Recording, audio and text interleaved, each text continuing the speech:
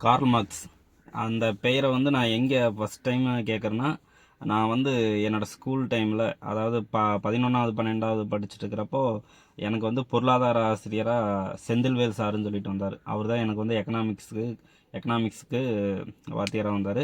அவர் தான் ஸ்டார்டிங்கில் ஒரு லெசன் எடுத்துகிட்டு இருக்கும்போது சொன்னார், இது மாதிரி அதாவது அரசியல் பொருளாதாரத்தின் தந்தை யார் அப்படின்ட்டு ஒரு கம்பீரமான குரலில் கேட்டார் அந்த கேள்வியை.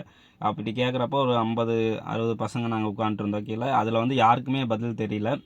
அவரே கேள்வி கேட்டு அவரே பதில் சொன்னார். அதாவது அரசியல் பொருளாதாரத்தின் தந்தை யார் அப்படின்னு கேட்டு கார்ல் மார்க்ஸ் அப்படின்ட்டு ரொம்ப கம்பீரமாக கணீர்னு சொன்னார். அப்போவே எனக்கு அந்த கார்ல் மார்க்ஸ் பேரை கேட்குறப்பயே எனக்கு கை என்ன அந்த உடம்பெல்லாம் அப்படியே சிலுத்து போச்சு.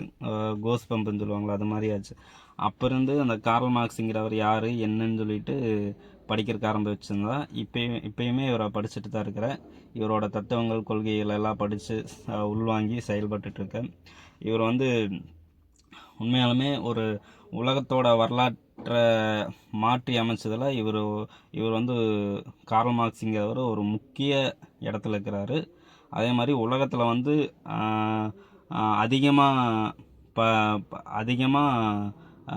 படிக்கப்பட்ட புத்தகங்கள்னு சொல்லிட்டு எடுத்தோம்னா, அதாவது அதிகமாக அதிகமாக படித்த புத்தகங்கள், அதிகமாக மதிக்கக்கூடிய புத்தகங்கள்னு எடுத்துட்டோம்னா, அதில் வந்து கார்ல் மார்க்ஸ் அவர்கள் எழுதிய டாஸ் கேபிட்டல், அதாவது மூலதனம் என்கிற புக்கு தான் முதல் இடத்துல இருக்குது. இந்த மாதிரி நிறைய சொல்லிட்டு போகலாம் கார்ல் மார்க்ஸை பற்றி.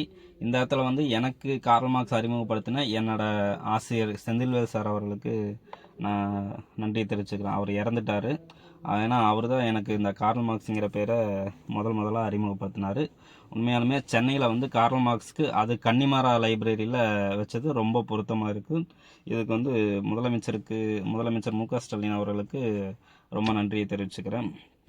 கட்டாயம் வந்து பாருங்கள். எக்மோர்லேருந்து நடந்து போகக்கூடிய தூரம் தான் கன்னிமாரா லைப்ரரி. அங்கே லைப்ரரியும் இருக்குது.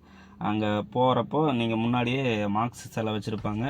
கட்டாயம் பாருங்கள். இது வந்து சென்னையோட புதிய அடையாளமாக மார்க்ஸ் சிலை இருக்கிறதுல ரொம்ப மகிழ்ச்சி.